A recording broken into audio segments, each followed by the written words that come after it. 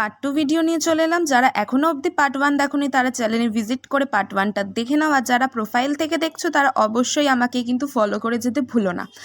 তারপরে আমি সুন্দর করে সেজেছিলাম, সেটা তোমরা দেখতেই পাচ্ছ। একটা সালোয়ার পরেছিলাম সেদিনকার, এটা হচ্ছে আমার মা। সালোয়ারটা বেশ সুন্দর, তাই না? আমার খুব পছন্দের।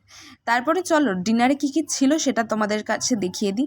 অবশ্যই নিরামিষ, কারণ সেটা ছিল পুজো বাড়ি, আগের ভিডিওতেই আমি বলেছিলাম।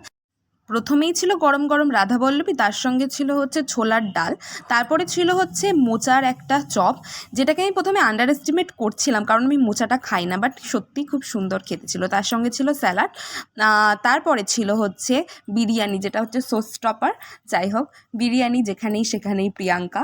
বিরিয়ানি ছিল, তার সঙ্গে ছিল হচ্ছে আলুর দম, আর ছিল হচ্ছে পনিরটা যথেষ্ট সফট ছিল, আর এগুলো খেতে জাস্ট অসাম ছিল। তারপরে ছিল চাটনি, পাঁপড়, মিষ্টি। ভিডিওটা ভালো লাগলে লাইক কমেন্ট শেয়ার করো।